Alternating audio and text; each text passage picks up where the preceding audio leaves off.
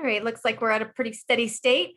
So good afternoon, good evening. My name is Kathy Alderman. I'm the Chief Communications and Public Policy Officer for the Colorado Coalition for the Homeless. Thank you for joining our third education series of 2021. This session is about advocating to end homelessness. We know that advocacy is a critical component to getting policy change, making systems change, and educating the public about the important issues that have led to homelessness and that can resolve homelessness. And advocacy can take many forms. It can take community engagement. It can be, protesting actively. It can be talking to elected officials, drafting legislation, and working one-on-one with individuals impacted by this crisis to make sure that they have access to the services and supports that they need. And so tonight we have a broad panel of experts on advocacy and the different forms that it can take. This evening, we hope to be joined by Micha Rosenoer from the Edgewater City Council in Emerge, Colorado. She may have gotten pulled away, but if she can join us, we'll have her chime in at the end to talk about being on city council and talk about leading an advocacy organization that helps to get people elected that need to speak on the issues that are important to getting elected. We're also joined this evening by Katy Owens, who is a case manager and advocate at the Colorado Coalition for the Homeless. And Katy has a unique perspective on what brought her to the work that she's in today and how she both does personal advocacy for the folks that she's working with, as well as public policy advocacy through the advocacy network of the Colorado Coalition for the Homeless.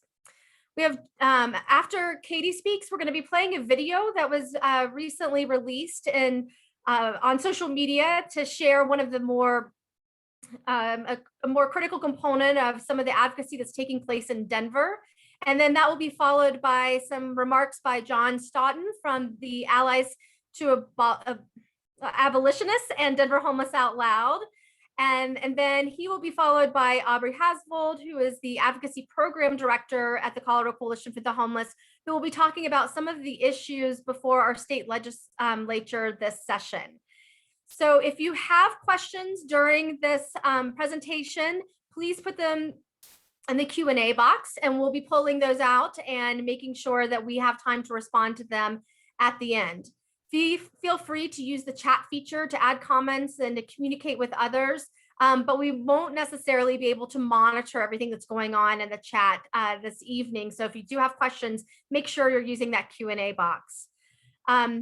Each panelist will be presenting for approximately 10 minutes. Then we hope to have about 20 minutes at the end for questions and answers. We'll get to as many of those as we can. The event is being recorded and will be sent out after the event, along with the presentation materials and any other materials that we think might be relevant to this particular event. So with all that being said, thanks again for joining us. And I am going to go ahead and kick this off over to Katy Owens. Hi, I didn't know I'd be going first, so I'm trying not to panic a little bit about that. My name's Katy Owens. I'm a case manager. I work with the Colorado Coalition for the Homeless, and I also work at Network Coffee House. And so I kind of wanted to start out by telling you all just a little bit about what got me involved with working with the unhoused community, why I feel passionate about that, and just kind of share a little bit of how that has gotten me involved with now my career, as well as advocacy and some ways that you also can advocate in the city and in your personal lives. So to start off, I'll tell you a little bit about Network. Network is a coffee house in downtown Denver, and it's really a hospitality space for individuals who are experiencing homelessness or who have experienced homelessness and are still have a lot of friends who live on the streets. And it's been around for about 40 years. And I started working there about 6 years ago. And I will never forget my first day. I walked in, I was full of probably lots of expectations and thoughts that I would change the world and really unsure of exactly what to expect. I just knew that I wanted to help out somewhere, to volunteer, do something that was less focused on myself. And I walked in and John Hicks, who's the man who started Network, he says, "Okay, go downstairs." And I was just like, but what is Network? What does Network do? And Network just blew all my expectations away. I realized that I came in with nothing concrete to offer because I wasn't there to fix people. And I think that often we can engage with individuals who are in poverty, who are living on the streets, who are experiencing homelessness, and think that we have something to offer, that we can fix their lives, that we can find success for them. And what I learned through Network was building these relationships that weren't about any kind of agenda. We weren't trying to fix people. We were there to be with people. And I'm really grateful for the opportunity to have started my advocacy work by building friendships with people. When I think of my unhoused friends, I truly think of friends. I think of Jim, who I'm friends with on Facebook, and he always finds me and tells me he's glad I haven't died rock climbing because my rock climbing picture scares me or scare him. And if I haven't been rock climbing in a while, he tells me he's happy because he's glad I'm safe.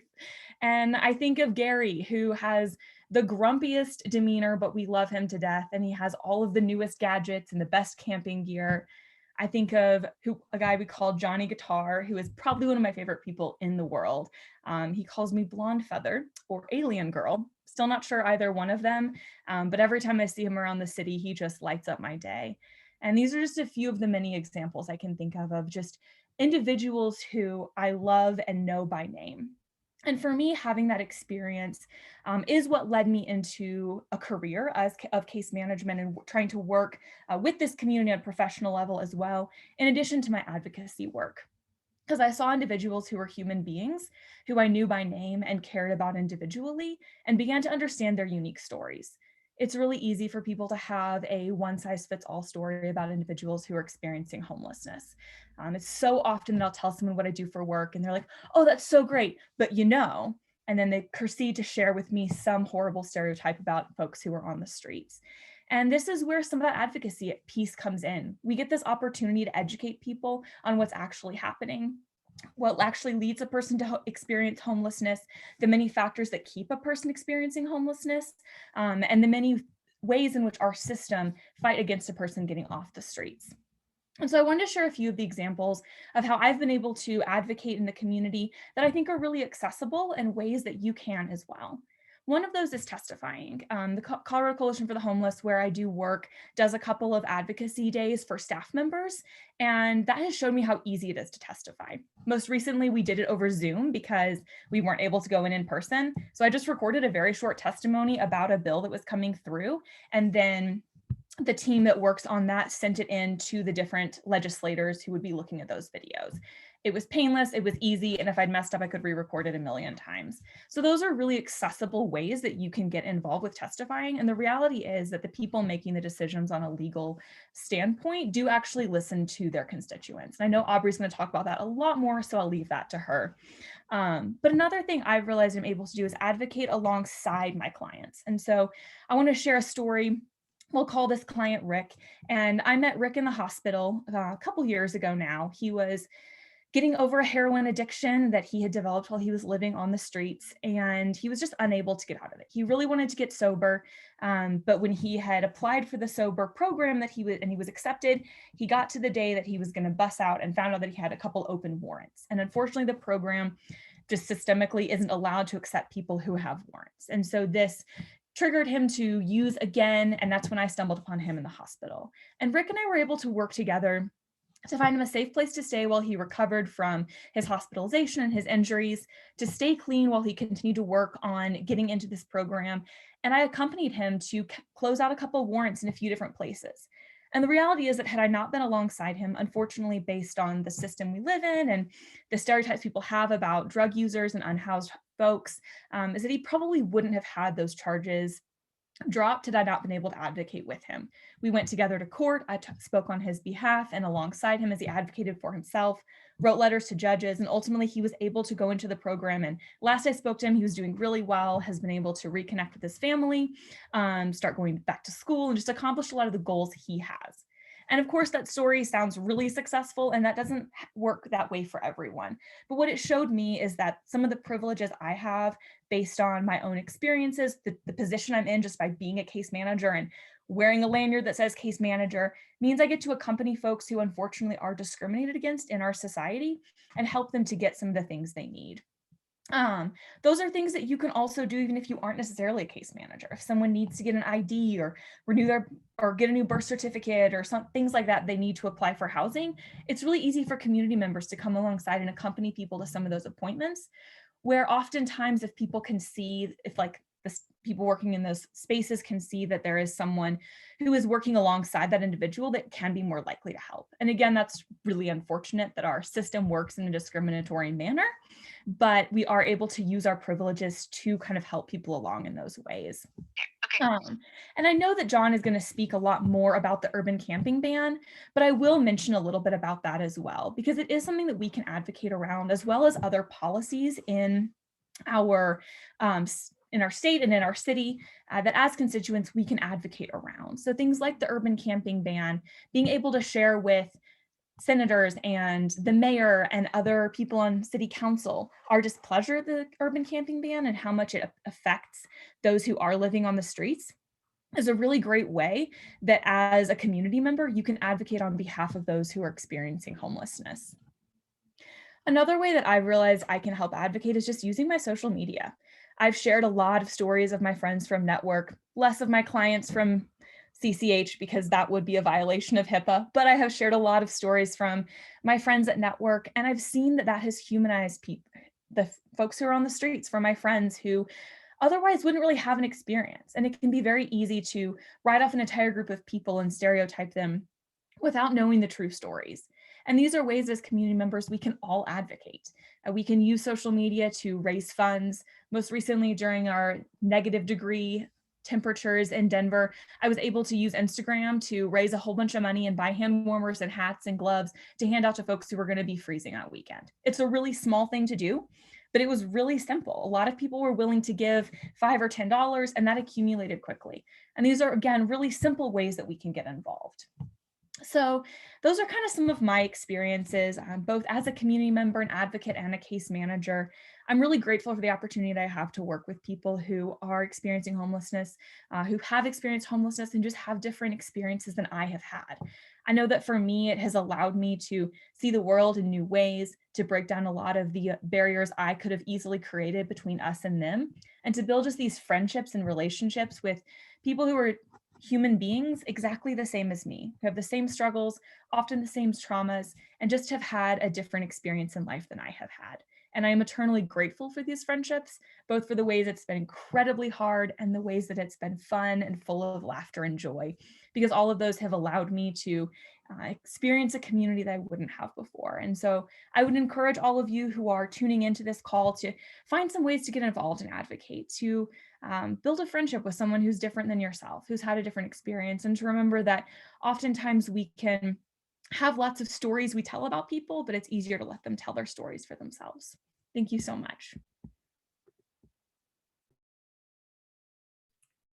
Thank you, Katie, so much for that presentation and that perspective. It's really critical for us to understand how advocacy happens both at the personal level as well as at the public policy level. So now we're going to play a short video, and which will be followed by some remarks by John Staughton. So I'm just going to go ahead and let us play the video.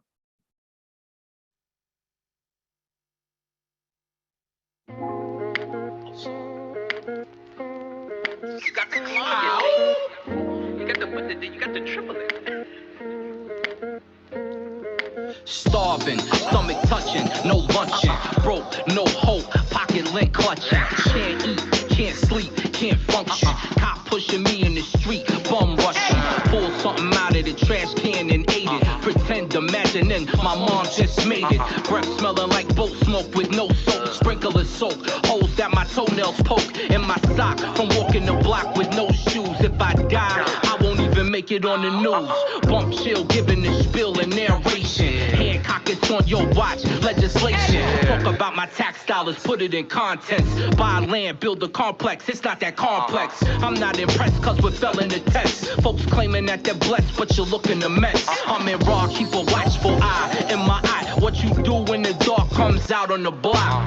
Kids with no place to go, they just roaming. Pushed out from gentrification and zoning, honing on the issues. get it fixed, so we can praise you on the next one. Remix. If Colorado's the best place to live, change it. Homeless can't even get warm meals or blankets. Cut the streets, need you. You promised to do something, but we don't believe you. Man, cut the city and need you. Promised to do something, but we don't see you. Man, cut the streets, need you. You promised to do something, but we don't believe you. Man, cut the streets, need you. You promised to do something. Picture the vision. Do you care how they living? Is your pride a mile high? Hancock the unforgiving. Forbidden people who treated unequal. Never ended sequels. This world is pure evil. It's a war going on outside. Face your fear. Lack of humanity damaged us from the rear. We got money for wars, but can't house the poor. Bank accounts galore, hiding billions offshore. Too many rich people making millions. Poverty's profits are deceptive. Now tell us who's a villain. You rather see them in coffin. We seen it too often. Mental madness. You a savage from your talking like a toy all wound up. Homeless camps round up on bill from the ground up, but scared to come around. Plus, what would you do if this was you? Would you take it for granted the way you do? We know you would. Cut the streets, need you. You promised to do something, but we don't believe you. Man, cut the city and need you. Promised to do something, but we don't see you. Man, cut the streets, need you. You promised to do something, but we don't believe you. Man, cut the streets, need you. You promised to do something. Downtown looking like a war zone. Many despondent, no place to call home. Let me expound just a little bit. Families is homeless, city ain't this shit. We don't need sweets, we need solutions. Hypothermia just keep executing. Excrement covers the streets where kids plant their feet, but we throw them $1 just to eat. Wandering into that old mission. Just one night of shelter is not sufficient. Another shot at life is what they need. And a decent place to rest their feet. Remember, one false move, you can be in their shoes. So watch who you turn your nose up to. Aurora and Denver is not the same, but we still say justice for Elijah McClain. Man, cut the streets, need you. You promised to do something, but we don't believe you. Man, cut the city and need you. Promised to do something, but we don't see you. Man, cut the streets, need you. You promised to do something, but we don't believe you. Man, cut the streets, need you. You promised to do something. The evidence, you've been hesitant and negligent to protect the residents and unhoused veterans. Those you're traumatized, you can learn a lot from. The lessons of life, how to provide protection. The message to the mayor, please understand. This is a Arapaho youth in Cheyenne land. In a pandemic, citizens are dying, man. No place to use the toilet or wash their hands, and no safe outdoor space to shelter in place. The facts you gotta face, you could never erase. Your lame duck legacy, past the buck policy, history of hypocrisy, fake ass apology. The Mile High City's now a danger zone. You disrespect City, Baca, and Calderon, and now we see you got your sights set on DC. Well, we gon' let the whole country know. Believe me. Man, cut the streets, need you. You promised to do something, but we don't believe you. Man, cut the city and need you. Promised to do something, but we don't see you. Man, cut the streets, need you. You promised to do something, but we don't believe you. Man, cut the streets, need you. You promised to do something.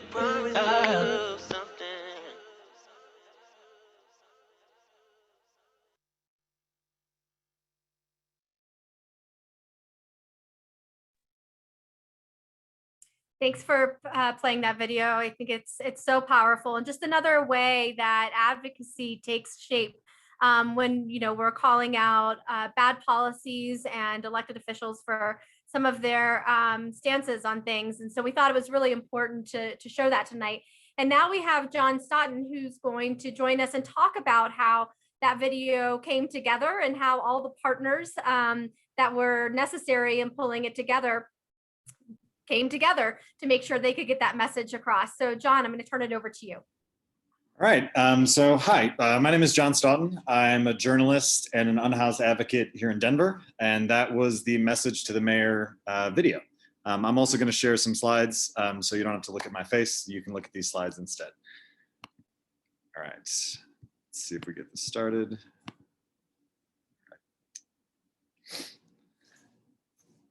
So while I work with a number of organizations and individuals across the city, tonight I'm representing from Allies to Abolitionists. This group is a grassroots coalition, a dynamic and relentless group of advocates that amplifies and directly supports social justice initiatives in Denver and beyond. Near the end of last year, From Allies to Abolitionists turned their attention and energy towards the unhoused issue in the city, creating a research team to dig into the hard facts of Denver's response to its housing crisis, and a media team to create an hour-long documentary, which was also released 2 months ago. The connection between art and activism is a key element of the work done by From Allies to Abolitionists and Emancipation Theater, but the music video is more than just a catchy song. Every single lyric is driven by data, and the intention of this video was to make people pay attention to the brutal truth of what's happening on their streets, right in their backyard. That music video may have been released 2 months ago, but much of the footage was actually from last summer, when the city and this country was seething with anger and pent-up frustration, and protests were a near daily occurrence. However, despite that summer of protest against white supremacy, against the police, against the oppression and murder of historically marginalized populations, the injustice has continued. In fact, when it comes to brutalizing the unhoused populations of this city, despite the CDC's remarkably clear guidelines for dealing with such populations during the pandemic, Denver has only increased the frequency and intensity of its early morning sweeps. Some of you watching may have never seen a forced eviction or a sweep in person. And believe me, Mayor Hancock, the Denver Police Department, and every other relevant city department wants to keep it that way. That's why they send in contractors to set up thousands of dollars of fencing between 4 and 5 in the morning, shake residents awake by 6:30, and often set a deadline of 9 or 10 a.m. when the residents have to be out, or risk having their belongings crushed and thrown in the back of a garbage truck. By the time some of you go out for a morning coffee, dozens of unhoused residents have already been evicted, and the city is likely wrapping up its operation for the day.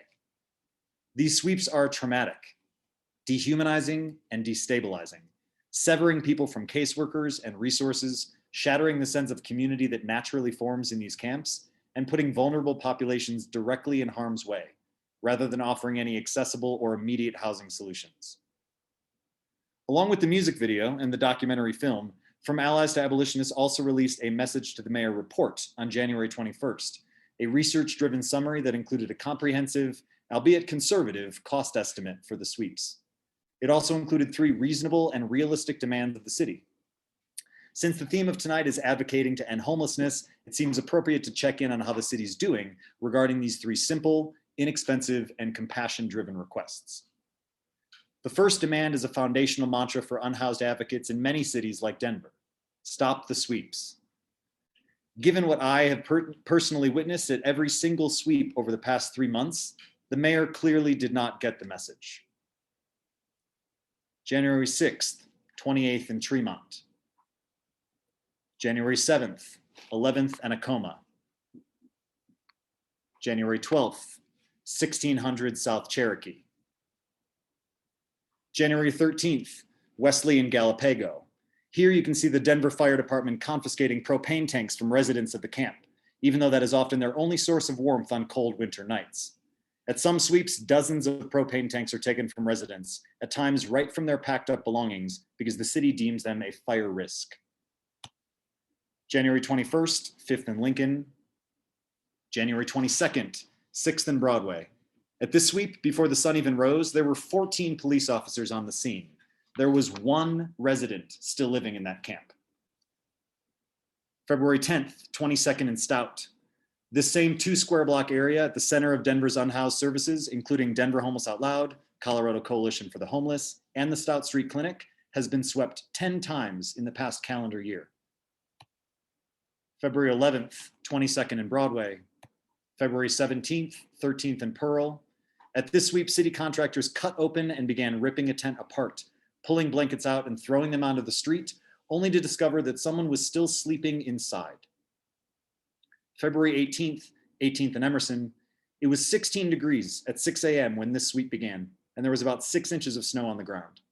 2 days earlier, more than 24 unhoused citizens of Denver had been admitted to burn wards for frostbite, with many losing fingers and toes.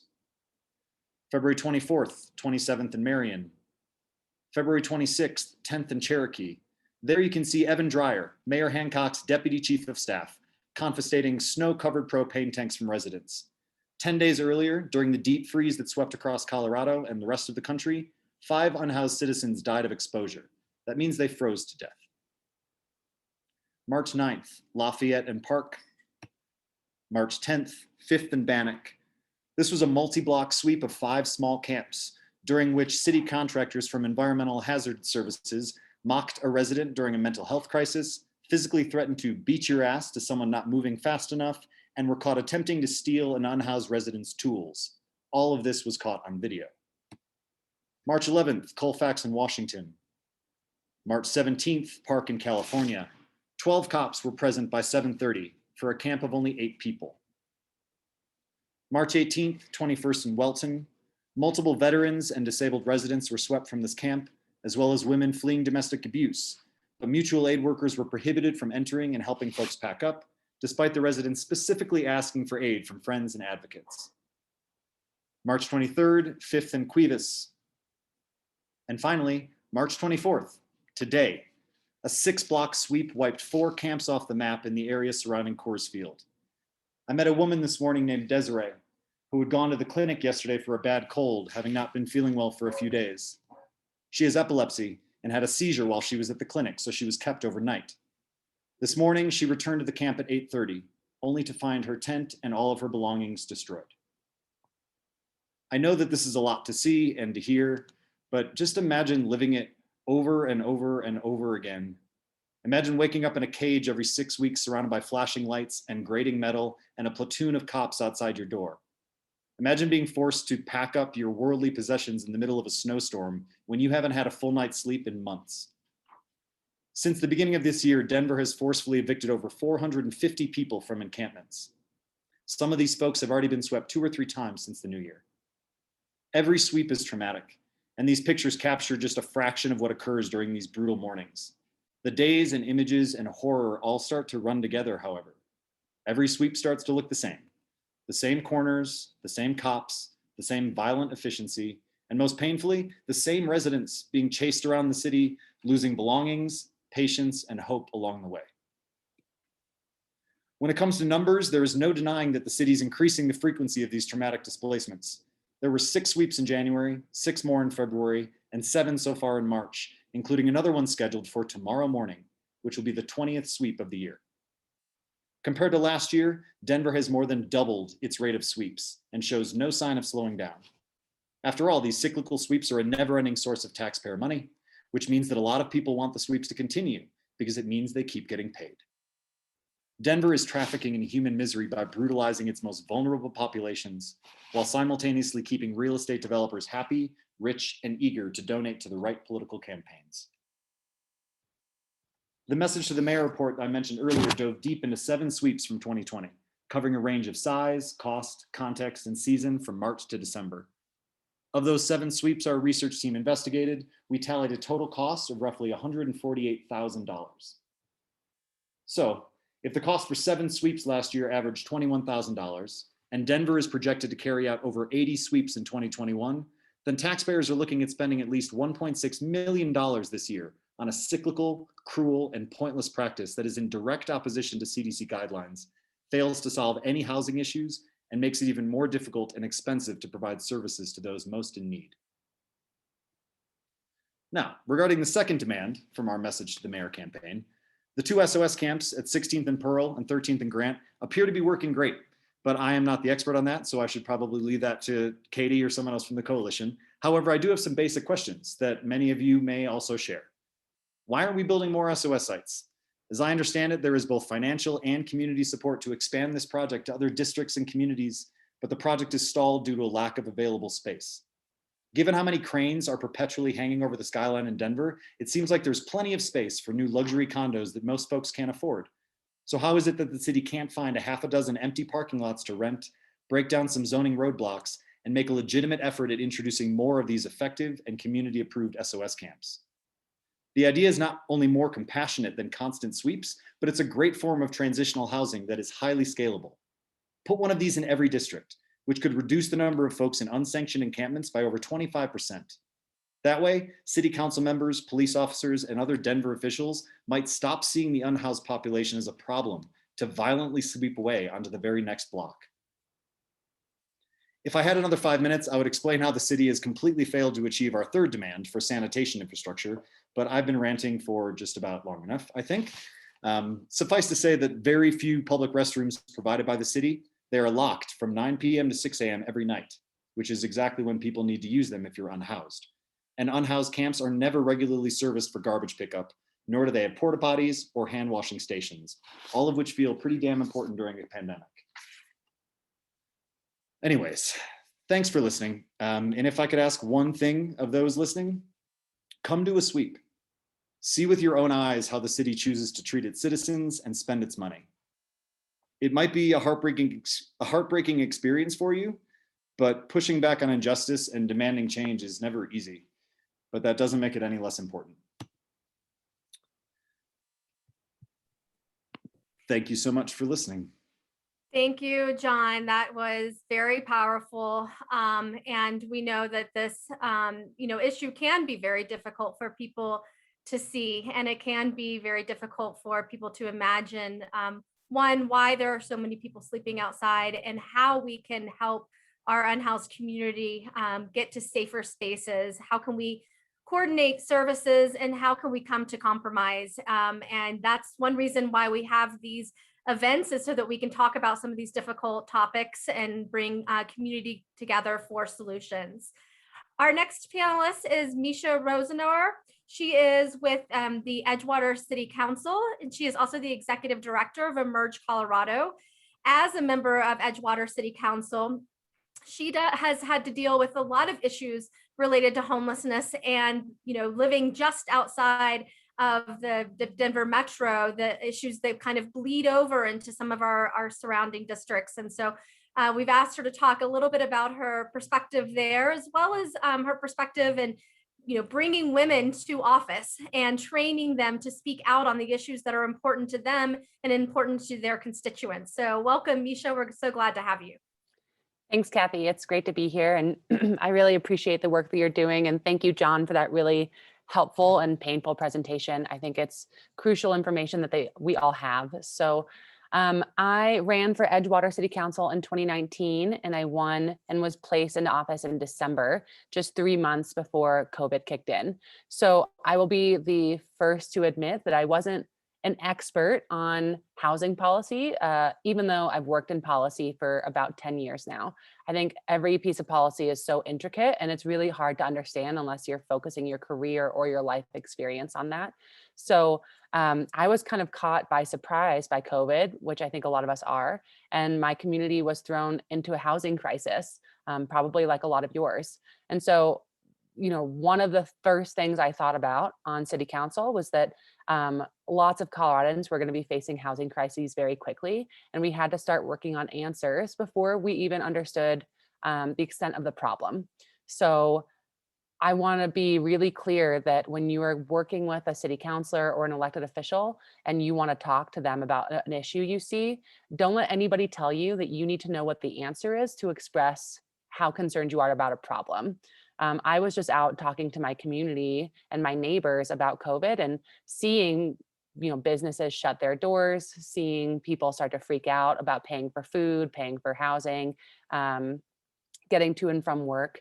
And it's my job as a city councilor to figure out what the answer is. So, you are more than welcome and more than qualified to talk to your elected officials about any issue you're seeing, whether or not you feel like an expert on that issue.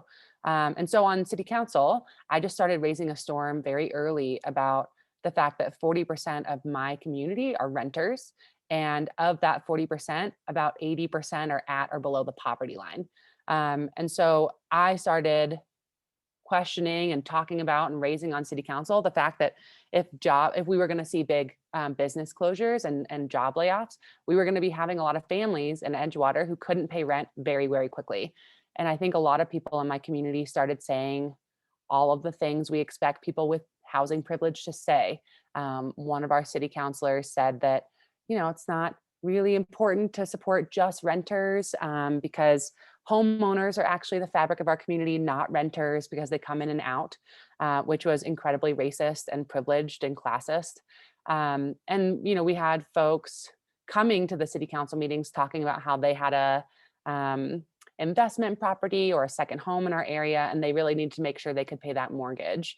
But it's somebody's choice to have an investment property. It's not my choice whether or not I need a home. Well, it can be a choice, but essentially like somebody's house and home and ability to stay housed is more important than making sure somebody else can pay for their second home mortgage, to me at least. And then other folks were saying we had more time to wait and we should wait till federal funding came in. But I essentially required that the city manager go through the budget and find what turned out to be $500,000 in rental assistance for our community. And we were able to distribute that around our rental community and across homeowners for the last year now. And right around that time was when George Floyd was murdered, and we started having bigger conversations in city council about race and equity issues. And at the same time, our police department was requesting funding for 2 additional officers. And in the same vein, I said, I don't think this is what our community needs to be talking about right now. I think we need to be talking about equity in terms of how the police approach our community members, housed and unhoused, and talk about that. So we ended up hiring 2 full-time mental health workers to respond to non-violent calls in our community, including approaching our unhoused neighbors. And that's been really successful for decreasing violence from the police towards community members in Edgewater, and also providing unhoused neighbors with real resources instead of just tickets and arrests. And to go with that, we hired a homeless navigator this year that we share across Jefferson County. And we have dealt with essentially a camping ban in Edgewater that I didn't even understand was on a business meeting agenda because it was framed as a request from our water district.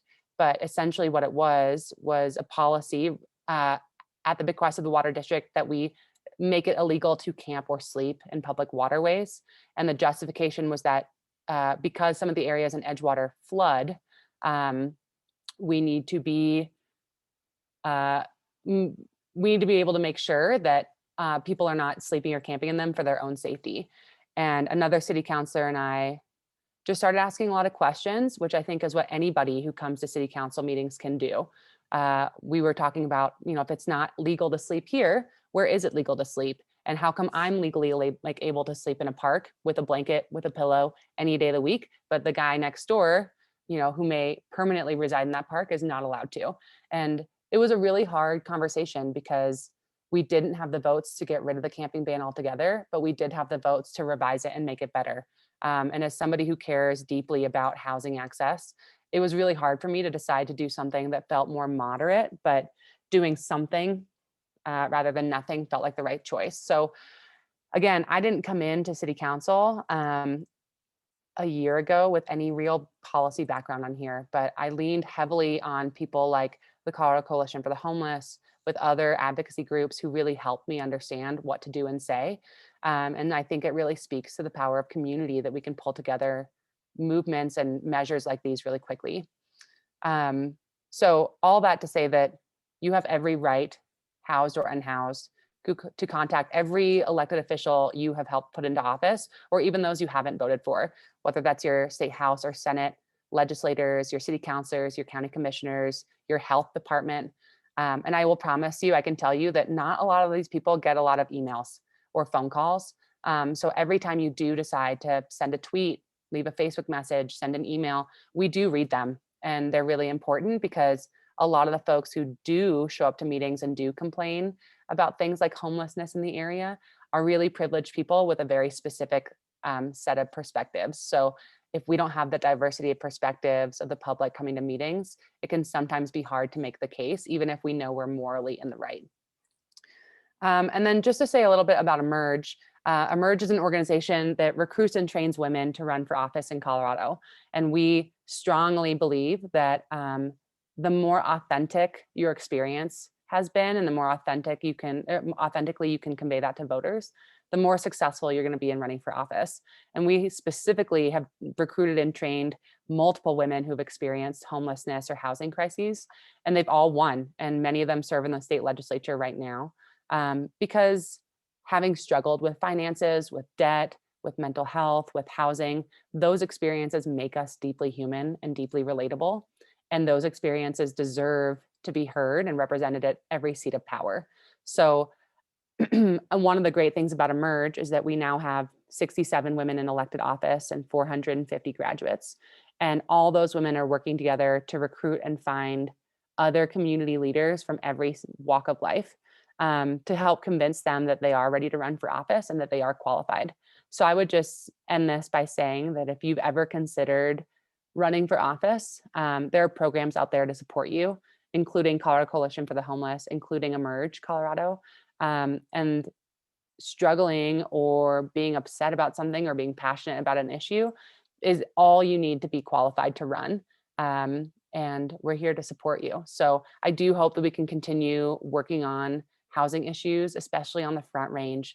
I think one of the biggest issues on city council is that these sweeps just push people back and forth between communities, and there's no safe space for folks to go. And that isn't good policy. It's not economically efficient, and it's not humane. So it's something I'm committed to working on. And I know that a lot of my partners are across city councils on the Front Range. And so if you have more suggestions about what we can be doing, please reach out.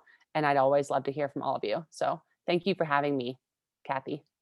Thank you, Micha. I really appreciate that perspective. We know that our elected officials really do have to use a balancing act to figure out how to, work with the different perspectives that are brought to council. And it's really powerful to hear that, we need more people with lived experience to show up to council meetings and make sure that we're getting all the voices and not just the voices that can generally or have generally run our political systems for so long.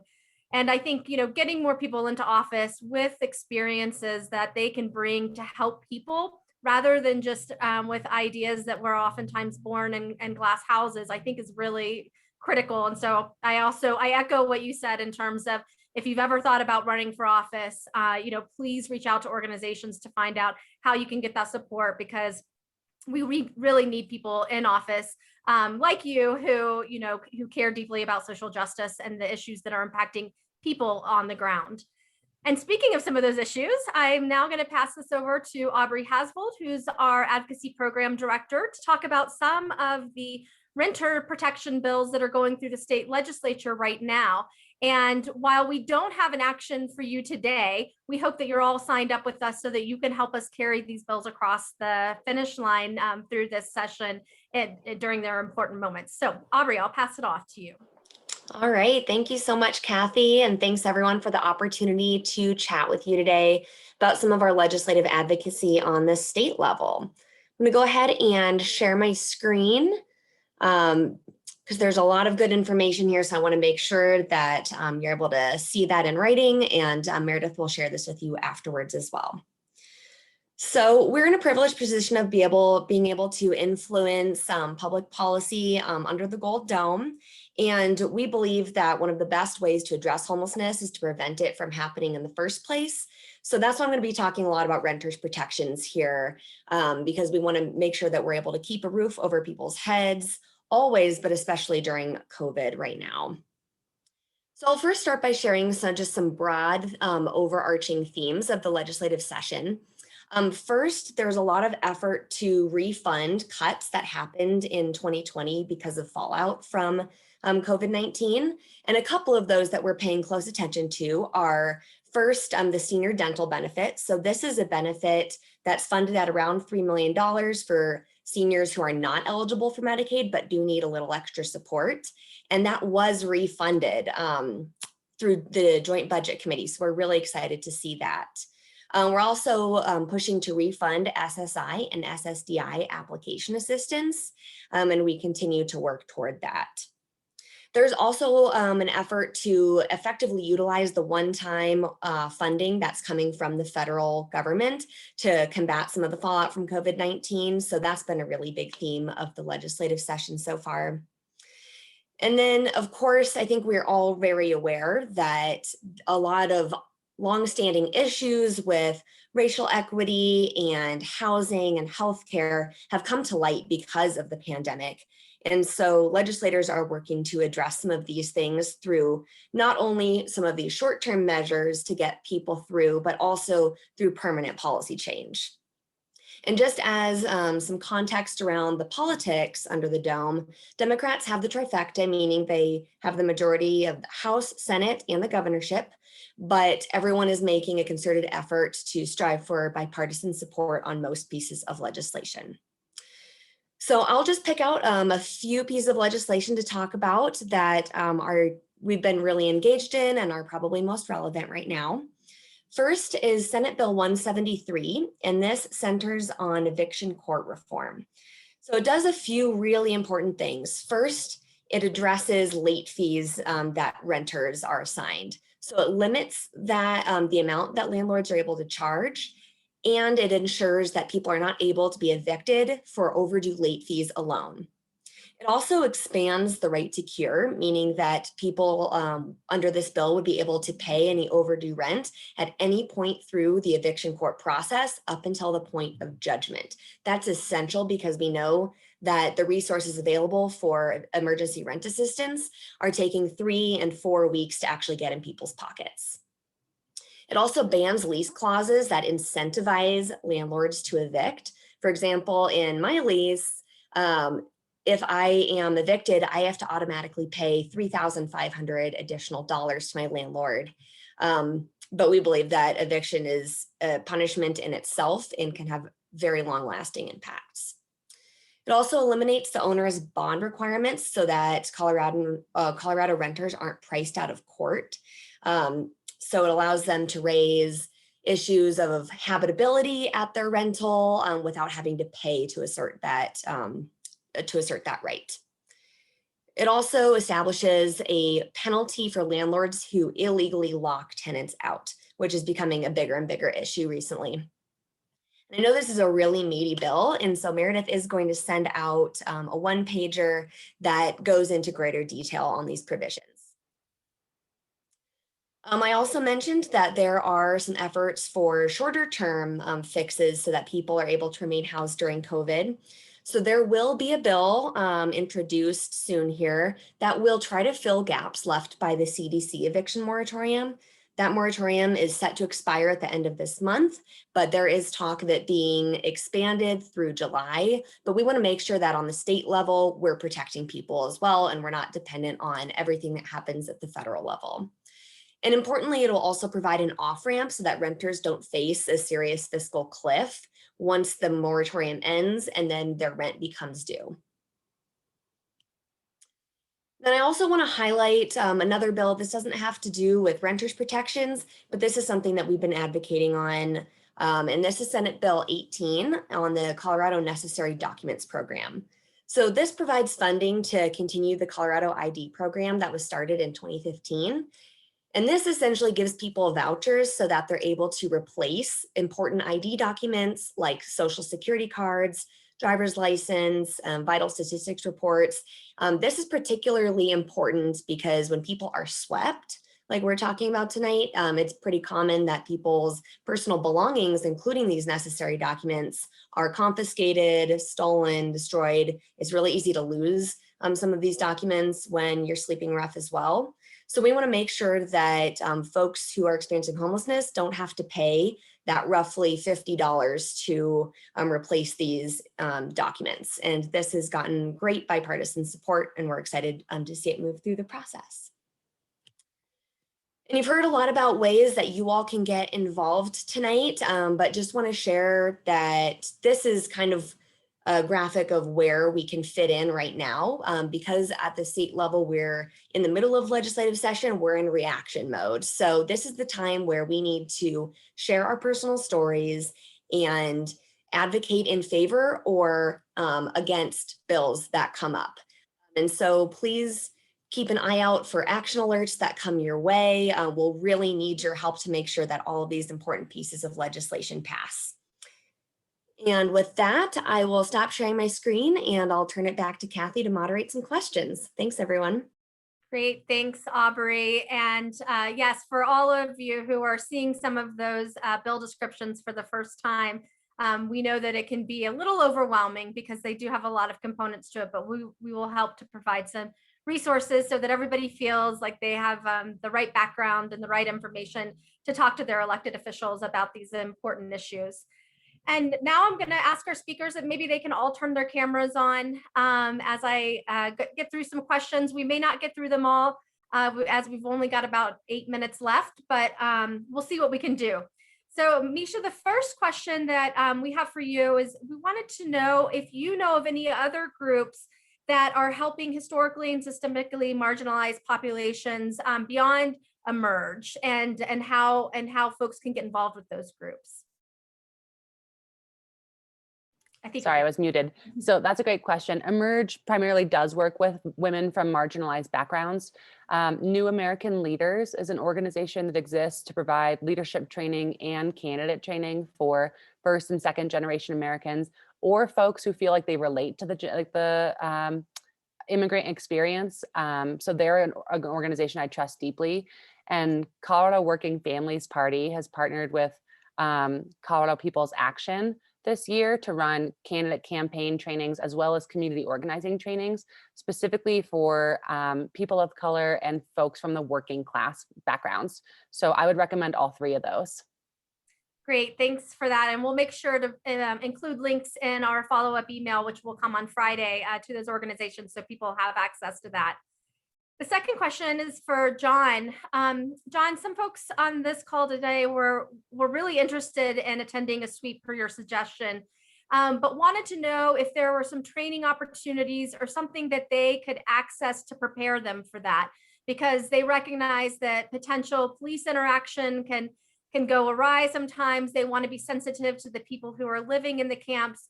So just wanted to know if there's any resources out there that can help people feel more prepared to join in that action.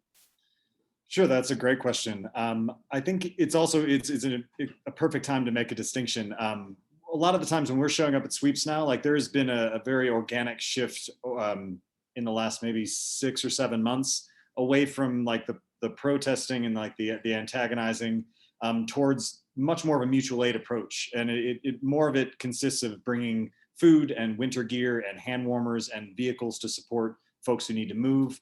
So in terms of training for a sweep, it isn't like training for a direct action protest or anything like that. The best advice that I can give to someone is to come to a sweep and find the food table. I will be there, and along with folks that are at every sweep, and like following the elders of the advocacy community for the unhoused is really important. Denver Homeless Out Loud has a unique relationship with the unhoused community, obviously, and also with the city due to the lawsuits. So Denver Homeless Out Loud and their lawyers are actually the first people who are notified by the city, aside from literally seeing the posting go up on a camp. So for those folks that were asking where and when is the best time to find out about a sweep, in terms of the most updated information, Denver Homeless Out Loud gets that info firsthand when the city decides to execute one of these. So yeah, again, I would encourage anyone to come out to a sweep. Find me, I'll have a sunflower mask on, and I would be happy to walk you around, explain what's going on, give you some perspective on what actually will happen throughout the course of the morning. They're not threatening or dangerous situations unless that danger is brought sometimes by more aggression from the police, unfortunately. But generally, it's much more oriented towards mutual aid and advocacy and making sure that we're not doing anything to put the unhoused folks in any more danger or at more risk. Yeah, I think that answers that question.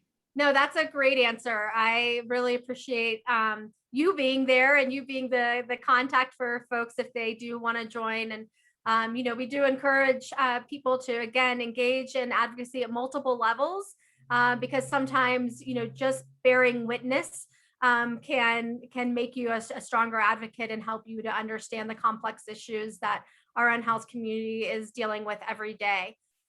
Katy, I'm wondering, in terms of some of the issues that Aubrey talked about and some of the issues that John was talking about, if you can tell us, I know you talked a lot about your personal relationships with people, but I'm wondering if you can think of maybe a time where you've dealt with an issue that you knew could be addressed by a policy that was being proposed, or when you were able to bring support to a legislative issue based on the experiences that you are helping people work through every day.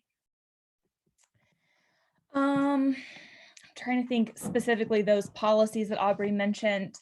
I guess one thing would just be grateful that that ID one is passing. I can say that I've definitely experienced helping a lot of people get their IDs.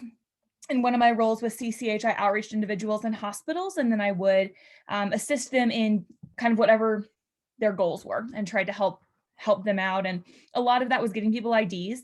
What many people don't know is that in order to apply for housing, you do have to have your ID, a your birth certificate, and a social security card. And often, as we've discussed in these sweeps, a lot of those belongings are displaced. People lose those items all the time. They're stolen, they're thrown away.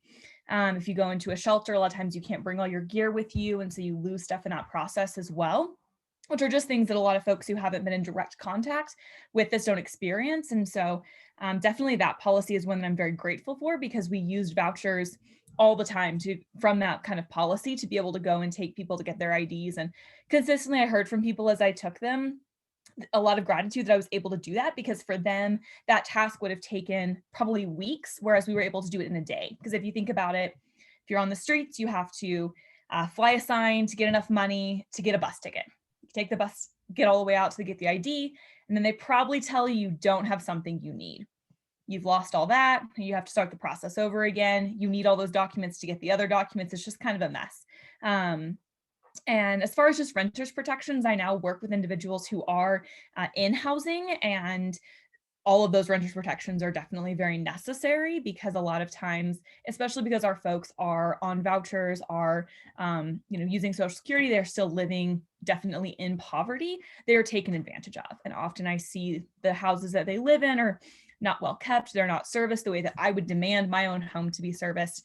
They can be taken advantage of because they're poor, and often they don't know how they can advocate for themselves and are fearful to do so.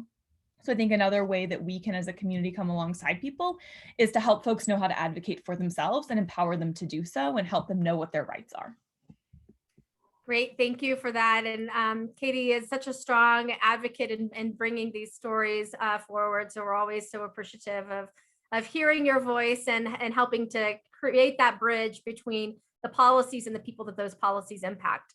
And our last question I will give to Aubrey. I'm just wondering if you can share what you're hearing from legislators this session about the ways that they want to be contacted on legislation. We're working in an unusual environment. We're not having big lobby days down at the Capitol. Is it better to reach out through social media or email or phone calls? What have we been doing to promote our policies, and what are legislators telling you they want to hear? That's a great question, Kathy. And this year, because of COVID, they've expanded the ways that people can engage, which is really exciting. Kind of a silver lining, a small one, but we're now able to engage through WebEx. So you can testify via a video call like this. And so that's open to everybody. And you can sign up for that on the day of a hearing. You can also reach out on social media, which I think is really effective. That's something that Katy brought up.